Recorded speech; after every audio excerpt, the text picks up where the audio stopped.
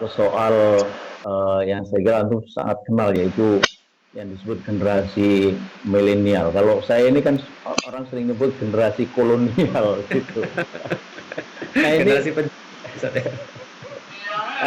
ini menurut antum seperti apa sih karakter generasi milenial ini? Dan Ya, uh, katanya ini generasi milenial itu dia hanya peduli pada dirinya, pada kesenangan dirinya, lalu paling jauh ya uh, jauh di peer grupnya gitu. Nah, apakah mereka itu juga punya angan-angan tentang masa depan, apalagi masa depan umat, masa depan Islam itu? Silakan. ya, baik, terima kasih. Nah, sebelumnya saya disclaimer dulu. Ya, Pertama-tama bahwa yang namanya manusia, Sat, tetap aja kita melihat ya, adalah sebuah manusia. Dan manusia ya. semuanya dari zaman awal sampai dengan Hmm, hari akhir hmm, pasti punya karakteristik hmm. yang bersifat dari Allah, yang sudah bersifat Netral lah. fitrah. Ya. Nah, adapun yang coba untuk saya jelaskan pada hari ini kepada teman-teman sekalian ini yang ada di channel Khilafah Channel ini, maka ini adalah karakter yang melekat dengan zaman dan waktu, terutama Hmm, dengan waktu. Nah, hmm, saya coba sedikit memberikan batasan dulu. Banyak yang menggolongkan milenial itu adalah yang lahir dari 80 ke 2000, karena hitungan mereka setiap hmm, 20 tahun itu ada sebuah perubahan hmm, teknologi yang cukup berarti hmm, sehingga ada perubahan juga dalam gaya hidup. Nah, jadi 80 sampai 2000 itu dinamakan milenial atau hmm, generasi Y. Lalu kemudian sebelumnya sekitar 60 sampai 80 itu adalah generasi X. Berarti hmm. kalau 40 sampai 60 yaitu berarti generasi baby boomers mereka katakan. Jadi ada baby Oh, boomers, berarti ada saya kemudian masuk baby generasi. boomers ini ya. Iya, saat kayaknya saat karena hidupnya setelah perang, saat. Iya.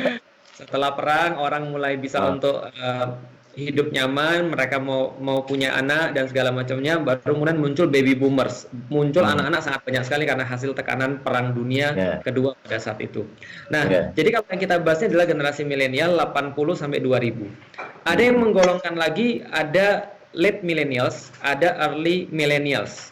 Jadi hmm, ada early millennials itu mungkin 80 sampai sekitar 90-an. Lalu hmm, ada late millennials ini 90 sampai 2000. Nah, yang dikatakan sebagai millennials hakiki ini adalah 90 sampai 2000 ini. Atau bisa di-extend sampai 2005 sampai 2010. Tapi setidaknya ya hmm, sudah 2000 sajalah. Itu adalah late millennials. Nah, hmm, saya berarti karena saya lahir tahun 84, Ustaz. Berarti saya adalah hmm. early millennials. Jadi saya Oh, millennials ya. awal. Atau bisa Hmm, dikatakan generasi jembatan, generasi hmm, nggak jelas, hmm, generasi nggak punya ciri khas karena sangat ya. volatil. Karena kita mengalami situasi yang dulu, kita juga mengalami situasi yang sekarang, yang akan saya jelaskan sebentar lagi. Nah, yang pertama karakter millennials, karena mereka banyak di antara orang yang salah duga, mereka melihat cuma ujung daripada dasar karakter. Tapi kita Hmm, harus mengerti dulu dasar karakter dan akhirnya menyebabkan penampakan karakter. Contoh misalnya begini, hmm, hmm, yang paling utama, millennials itu yang paling membedakan di antara generasi-generasi sebelumnya adalah mereka digital native. Mereka hmm. sangat apa namanya tergantung dengan dunia digital. Karena Oh, mereka lahir di dunia digital. Nggak kayak saya masih lahir di dunia analog. Saya masih ya. merasa dulu ketika SMA kelas 3 itu pertama kali main internet ketika pergi ke kantor pos di Palembang, jalan kaki lama jauh banget untuk buka satu gambar Britney Spears saja itu saya memerlukan waktu 5 menit. Nah, karena titik-titiknya banyak sekali.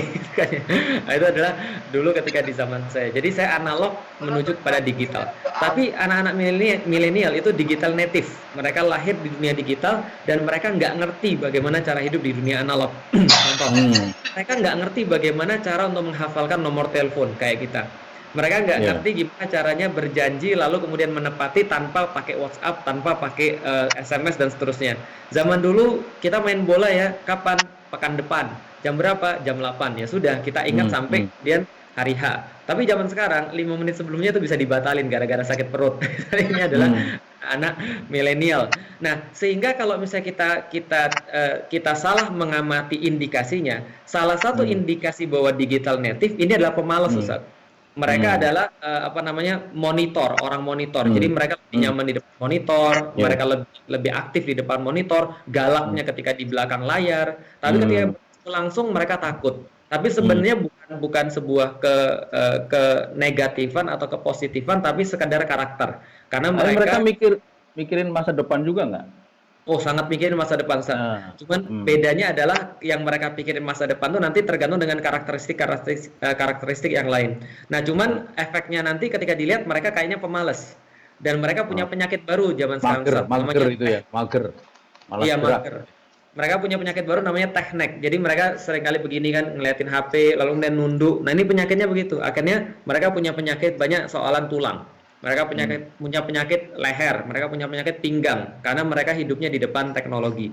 Kalau zaman dulu satu TV bagi satu RT, sekarang satu orang itu punya sekitar 50 atau 60 channel TV karena sudah banyak sekali yang berkembang. Nah, itu adalah karakter pertama. Karakter yang kedua, anak milenial ini dinamis, sangat dinamis sekali. Nah, tapi yang dilihat sama orang ketika melihat milenial dinamis, artinya wah, ini orang milenial nggak punya loyalitas. Karena mereka sangat dinamis. Hari ini mereka ngomong A, bisa jadi mereka besok ngomong B. Hari ini mereka bantu satu organisasi, besok mereka jadi bantu organisasi yang lain. Sangat dinamis sekali. Maka di dunia kerja itu, para milenial selain dikatakan bahwa mereka sangat tidak setia. Mereka dengan mudah bisa ditch mereka punya pekerjaan, mereka bisa dengan mudah untuk tidak ada koneksi antara dia dan perusahaannya. Karena mereka sudah terbiasa untuk hidup dinamis. Karena begitu banyaknya informasi dan pilihan di depan mata mereka. Jadi mereka tidak statis, tapi mereka sangat dinamis. Yang ketiga adalah mereka ini sudah tidak lagi masuk kepada direktif, tapi mereka masuk pada kolaboratif dan egaliter. Jadi mereka sangat tidak suka ketika diarahkan, mereka sangat tidak suka ketika diberikan direksi, tapi mereka maunya agar mereka itu kolaboratif. Nah, jadi mereka ini bisa dikatakan kaum yang tidak bisa sendirian. Mereka akan senantiasa berkolaborasi, mereka akan senantiasa barengan satu sama orang lain. Mereka katakan lebih baik kita nggak makan tapi bareng-bareng daripada kita makan tapi sendiri. Jiwa humanity makan kumpul. Gitu. Betul, Ustaz. Jiwa kolektifnya kuat sekali. Jiwa kepeduliannya kuat sekali. Dan mereka sudah bukan lagi to have driven, tapi mereka to be driven. Mereka pengen menjadi sesuatu, bukan memiliki sesuatu.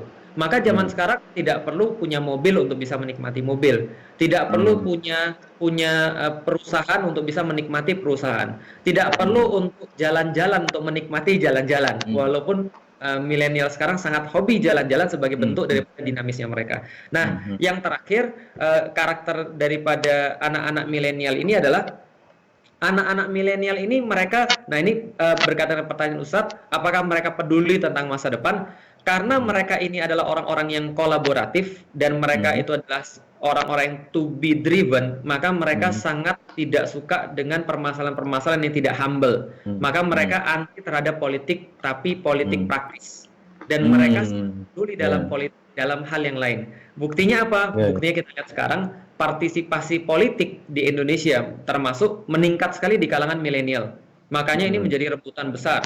Dan saya duga keras bahwa dari tahun 2017 itu sudah ada beberapa penelitian-penelitian yang masuk ke kita. Kita semua punya kita punya datanya semua, Ustaz, bahwasanya dari tahun 2017 kalau nggak dari 2016 itu sudah dibentuk gerakan-gerakan untuk menghadang orang-orang yang punya basis masa milenial dan mereka muslim dalam tanda kutip garis keras yang seperti mereka bilang. Maka mereka itu yang saya duga keras bahwa kenapa saya dipersekusi, kenapa saya dihambat dakwahnya, karena basis milenial yang kemudian kita bentuk dari tahun 2012 di Twitter. Iya, iya.